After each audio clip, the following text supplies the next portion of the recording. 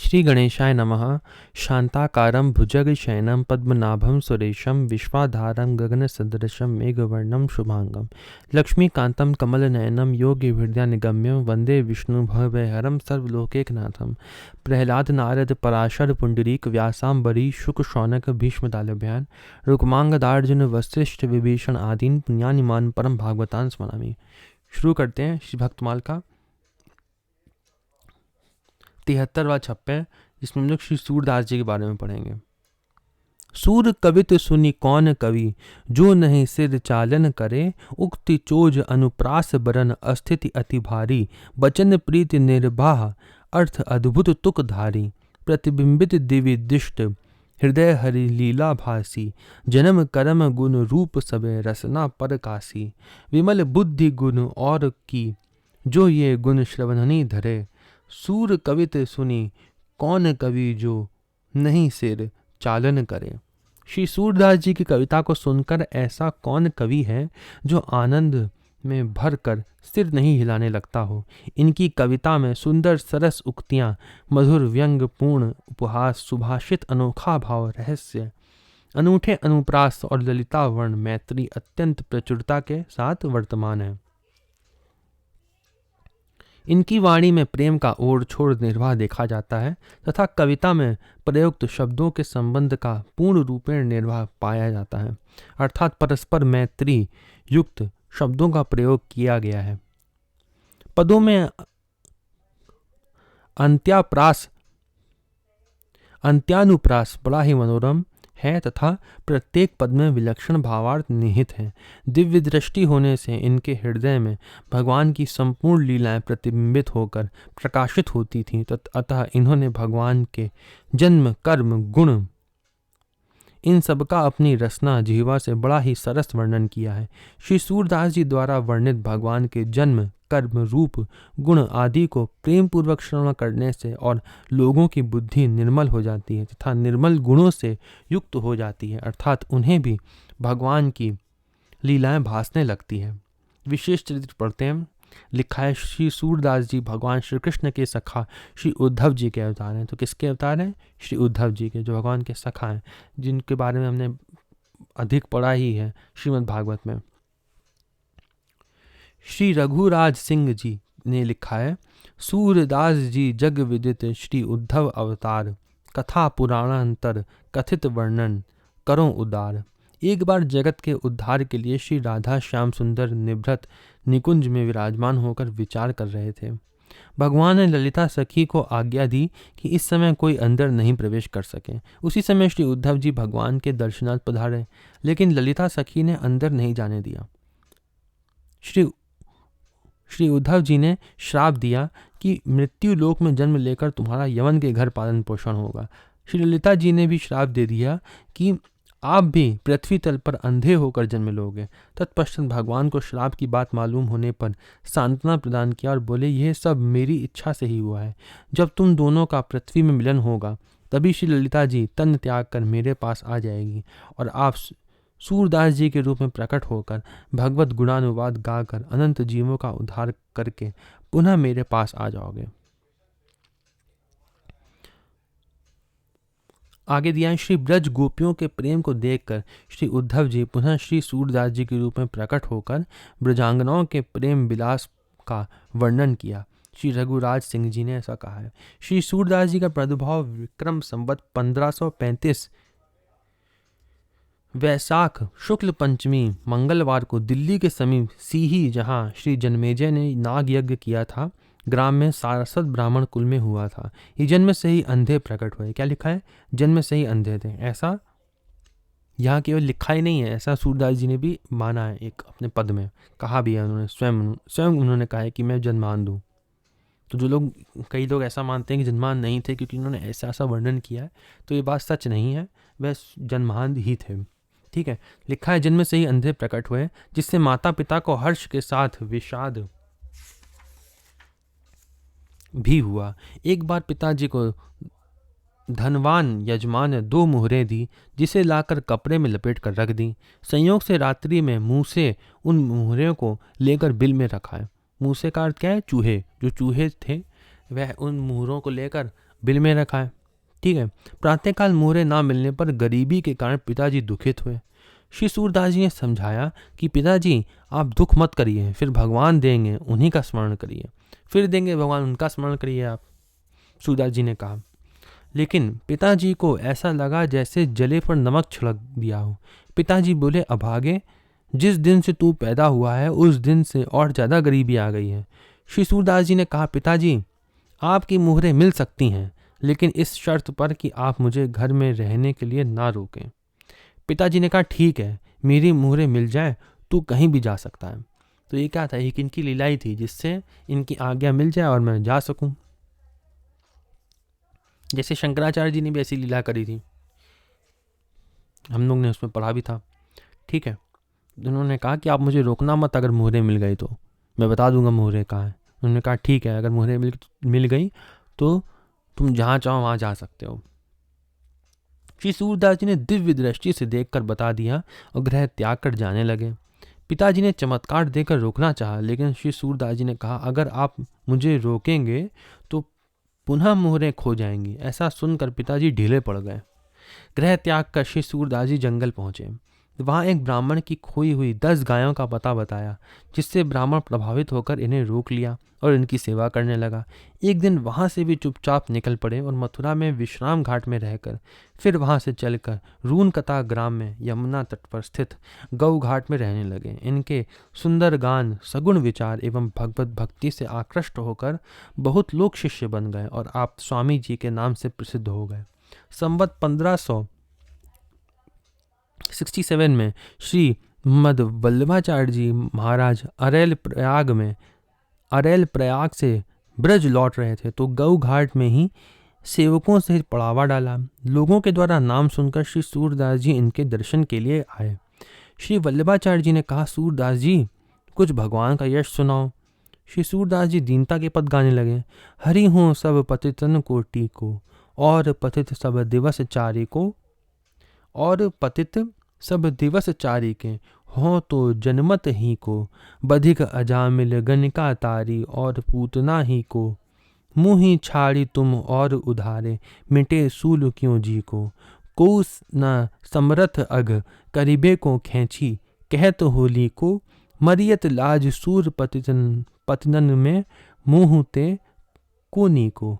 श्री महाप्रभु जी ने कहा, तुम तो सूर अर्थात भजन करने में वीर हो, फिर क्यों इतने दीन बन रहे हो।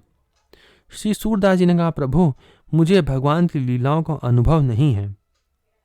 तब श्री महाप्रभु जी ने कहा, तुम श्री यमुना जी में स्नान करके आओ। तत्पश्चात श्री महाप्रभु जी ने विधि पूर्वक अष्टाक्षर मंत्र की दीक्षा देकर ब्रह्म संबंध कराया। वो यमुना जी में स्नान करके आया। उन्होंने कहा कि मुझे भगवान की लीलाओं का ज्ञान नहीं है। सूरदास जी ने वल्लभाचार्य जी से कहा। वल्लभाचार्य जी ने कहा, तुम यमुना जी में स्नान करके आओ। यमुना जी में जब स्नान करके आए तो उन्होंने अष्टाक्षर मंत्र बताया उनका और ब्रह्म से संबंध कराया और श्रीमद् भागवत के 10वें स्कंद की अनुक्रमणिका सुनाई। गुरु कृपा से प्रेमा भक्ति का प्रादुर्भाव हुआ और भगवान श्री कृष्ण की सभी लीलाओं का अनुभव होने लगा। 10वें स्कंद उन्होंने सुनाया फिर श्रीमद् भागवत का, और उससे उनको अनुभव होने लगा, भगवान की लीलाओं का प्रत्यक्ष अनुभव होने लगा। महाप्रभु जी की गोदी में बाल कृष्ण भगवान का दर्शन प्राप्त हुआ। जैसा उन्होंने कई बार पढ़ा है कि वल्लभाचार्य जी ने कई लोगों को अपनी गोदी में बाल कृष्ण का दर्शन कराया था, तो वही दर्शन वल्लभाचार्य जी ने सूरदास जी को कराया। इसीलिए सूरदास जी ने इतने सारे पद बाल कृष्ण के भी गाए हैं। प्रथम पद तब आपने गाया, कौन कौन सा? चरण कमल बंधो हरिराई, जाकी कृपा पंगु गिरि लंघे, अंधे को सब कछु दर्शाई। अंधे को सब कछु दर्शाई, अंधे थे ना स्वयं, तो उन्होंने कहा सब कुछ दर्शाया। बहिरो सुने गूंग पुनि, बोले रंक चले सिर छत्र धराई। सूरदास स्वामी करुणा में, बार बार बंधो तिहि पाई। तत्पश्चात भगवान के बधाई आदि के बहुत से पद गाए। महाप्रभु जी सुनकर बहुत प्रसन्न हुए और इन्हें गौ घाट में ही 3 दिन रुक कर सुबोधिनी टीका और पुरुषोत्तम सहस्र नाम सुनाया, जिससे इन्हें संपूर्ण भागवत के रहस्यों का परिज्ञान हो गया। श्री वल्लभाचार्य जी इन्हें ब्रज लाकर गोकुल में श्री नवनीत प्रिय जी का दर्शन कराया। तब इन्होंने यह पद गाया। शोभित कर नवनीत लिए, घुटुरु न चलत रेणु तनु मंडित, मुख दधि लेप किए, चारु कपोल लोल लोचन गोरोचन तिलक किए, लट लट करि मनुमत्त मधुपकन मादक मधुई पिए। कठुला कंठ वज्र के हरि नख राजत रुचिर हिए, धन्य सूर एको पल इहि सुख का सतकल्प जिए। महाप्रभु जी ने इन्हें ठाकुर श्री श्रीनाथ जी की सेवा में नित्य कीर्तन करने की सेवा दी। नित्य नवीन पद रचना करके श्री ठाकुर जी को समय एवं ऋतु के अनुसार पद सुनाते।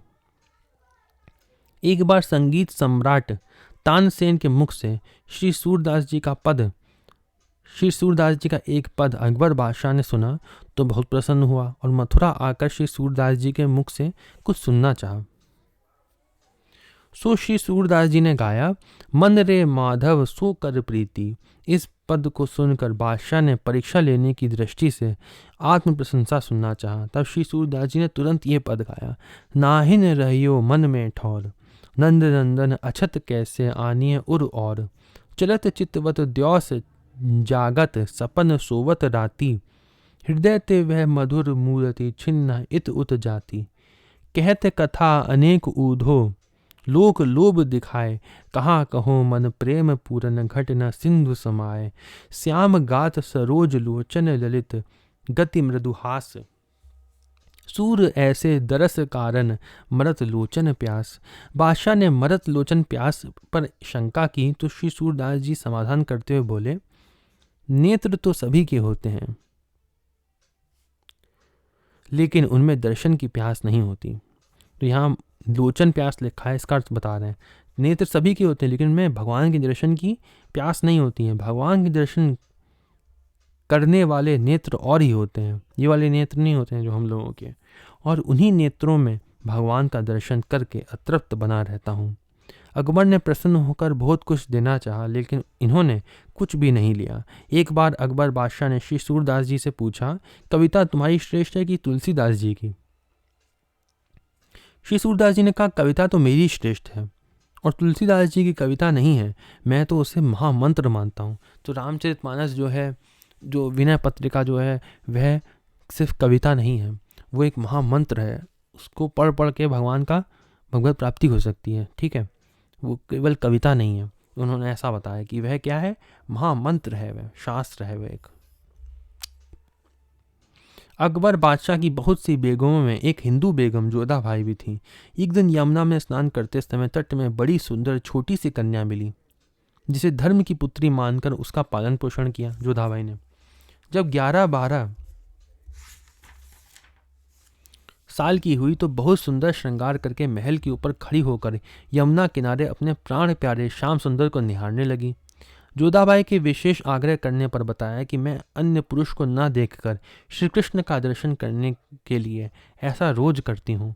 जोधाबाई के आग्रह करने पर दर्शन तो नहीं हुआ लेकिन मुरली की ध्वनि जरूर एक दिन सुनाई पड़ी।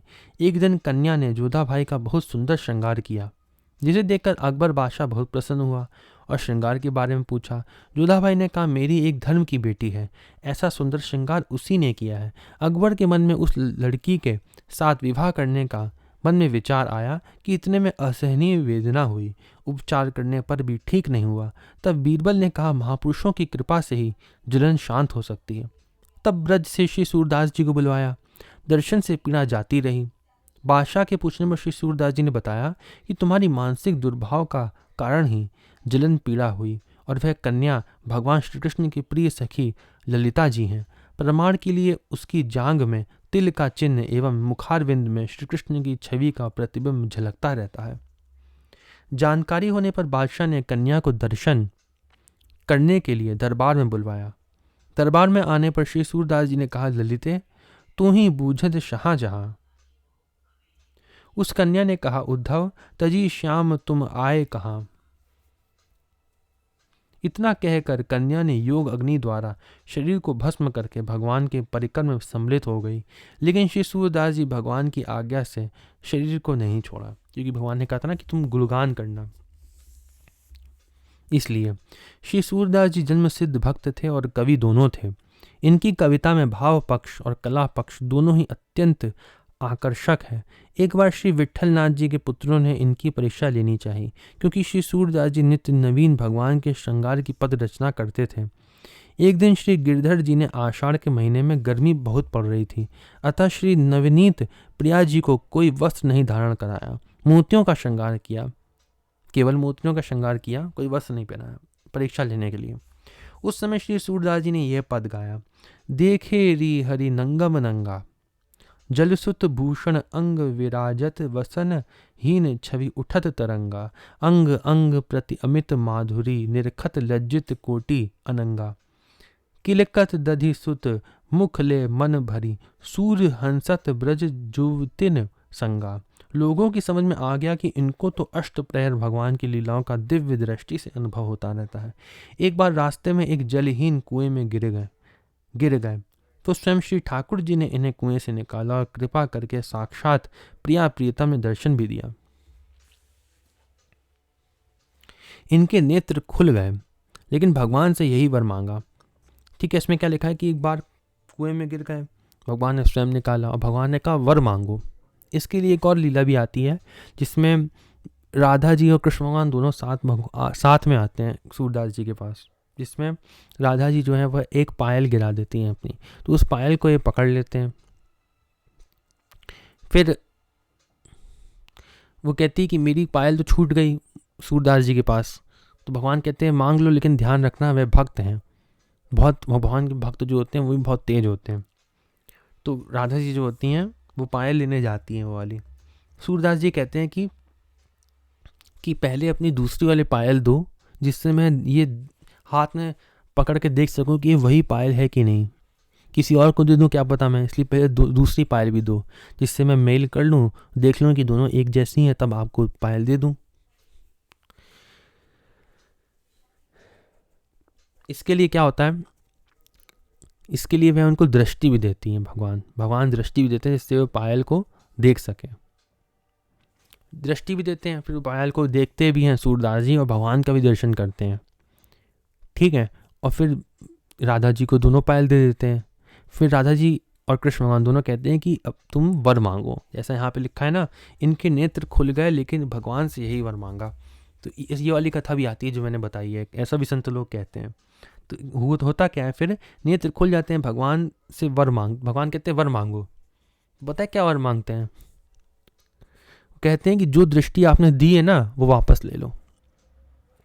वही चीज़ यहाँ पे भी लिखी है, इनके नेत्र खुल गए लेकिन भगवान से यही वर मांगा कि जिन नेत्रों से मैंने आपका दर्शन किया उनसे मैं संसार को नहीं देखना चाहता हूँ, अतः कृपा करके पूर्ववत मुझे अंधा ही बना दे।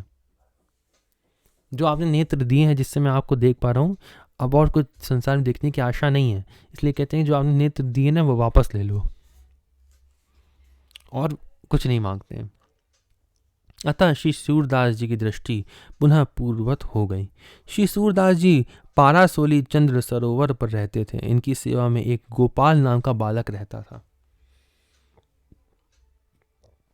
एक दिन भोजन के समय पानी देना भूल गया और कहीं चला गया, तब स्वयं श्री नाथ जी ने अपनी सोने की झारी में जल लाकर दिया। बाद में पता चलने पर श्री सूरदास जी ने कहा, सच्चे गोपाल तो एक श्रीनाथ जी हैं। बाद में श्री विट्ठलनाथ गोसाई जी को उत्थापन के समय वह जारी वापस कर दी गई। वह भी श्रीनाथ जी की कृपा से बहुत प्रसन्न हुए। श्री गिरिराज गोवर्धन के ऊपर श्री श्रीनाथ जी का मंदिर है। नीचे गोपालपुर नाम का गांव बसा हुआ है, जिसे अवजतीपुरा कहते हैं। उसमें एक परम लोभी वणिक रहता था। 60 वर्ष का हो चुका था, लेकिन एक दिन भी श्री श्रीनाथ जी का दर्शन करने नहीं गया और चालाकी यह करता था कि दर्शन करके आने वाले वैष्णव से श्रृंगार के बारे में पूछ लेता था। दुकान में आने वाले ग्राहकों से श्री श्रीनाथ जी के बारे में खूब प्रशंसा करके दुकानदारी चलाता था। बिना किसी गोसाई से दीक्षा लिए गले में कंठी माला और तिलक भी धारण करता था, जिससे वैष्णव समझकर लोग हमसे सामान खरीदें। एक दिन सेठ ने श्री सूरदास जी को सामान आदि खरीदने के लिए रोका टोका, लेकिन श्री सूरदास जी ने कहा कि मैं तुम्हारी सारी पोल पट्टी जानता हूँ कि तुम कैसे वैष्णव हो। मेरे साथ दर्शन करने चलो, नहीं तो मैं तुम्हारा सारा भांडा फोड़ दूंगा। बहाने तो बहुत बनाया, लेकिन श्री सूरदास जी एक दिन श्री श्रीनाथ जी का दर्शन करा के कृतकृत कर ही दिए और श्री गोसाई जी से दीक्षा शिक्षा भी दिला दिए। सारा धन संत भगवान सेवा में लगाकर भक्ति करने लगा। श्री सूरदास जी के मन में 1.25 पद श्री सूरदास जी के मन में 1.25 पद रचना का विचार हुआ। कितने? 1.25 पद। 1 लाख पद लिखे जा चुके थे कि इतने में श्री ठाकुर जी का आदेश हुआ कि आप मेरे धाम में आ जाओ। इन्होंने कहा कि अभी मेरा संकल्प पूरा नहीं हुआ है। तब भगवान ने कहा 1.25 पद रचना को मैंने पूरा कर दिया है। 25,000 पद मैंने बनाकर सूर्यश्याम की छाप लगा दी है। श्री सूरदास जी के अंग शिथिल हो चुके थे, अतः श्री श्रीनाथ जी के ध्वजा का दर्शन चंद्र सरोवर से ही कर लेते थे। अंत में बहुत से वैष्णव परिकर आकर श्री सूरदास जी से मिले। श्री चतुर्भुज दास जी ने कहा, महाराज आपने श्री ठाकुर जी का यश बहुत गाया, लेकिन श्री आचार्य चरण का यश तो गाया नहीं। ऐसा कई लोग तुलसीदास जी के लिए भी कहते हैं कि तुलसीदास जी ने भी इतना भगवान के शास्त्र लिखे, गीतावली, रामचरितमानस, विनय पत्रिका, कृष्णावली भी लिखी एक, ठीक है, तो उन्होंने गुरु जी के बारे में तो कहीं लिखा ही नहीं है। ऐसा प्रश्न कर सकते हैं कोई, तो ऐसा प्रश्न तुलसीदास जी से तो नहीं किया, लेकिन सूरदास जी से कर दिया। सूरदास जी बोले हैं कि मैं गुरु और भगवान में अंतर नहीं मानता हूँ। जैसे तुलसीदास जी ने रामचरितमानस में शुरू में लिखा है, कृपा सिंधु नर रूप हरि, गुरु के लिए, तो वो गुरु और भगवान में भेद नहीं मानते हैं, इसलिए उनका अलग से वर्णन नहीं किया है। यही इन्होंने बात लिखी, सूरदास जी ने कही। सूरदास जी बोले कि मैं गुरु और भगवान में अंतर ही नहीं मानता हूँ। तब आपने एक पद रचना किया, भरोसो दृढ़ इन चरणन केरो, श्री वल्लभ नखचंद्र छटा, बिनु सब जग माही अंधेरो, साधन और नहीं या कली में, जासो होत निबेरो, सूर कहा कहे दुबिध आंधरो, बिना मूल को चेरो। अंत में श्री ठाकुर जी का चिंतन करते हुए पद बनाया, खंजन नयन रूप रस माते, अतिशय चारु चपल अनियारे, पल पिंजरा न समाते, चली चली जात निकट श्रवणनी के, उल्टी पल्टी ताटंक फंदाते, उल्टी पल्टी ताटंक फांदते, सूरदास अंजन गुण अटके, ना तरु अब ही उड़ी जाते। अंतिम क्षण में ब्रज भूमि को हृदय से लगाकर साष्टांग दंडवत प्रणाम करते हुए यही लीला को स्मरण कर नित्य लीला में प्रवेश कर गए। सूरदास जी का चरित्र जितना इसमें दिया था उतना समाप्त होता है। अगली वीडियो में हम लोग श्री परमानंद दास जी के बारे में पढ़ेंगे। ओम नमो भगवते वासुदेवाय।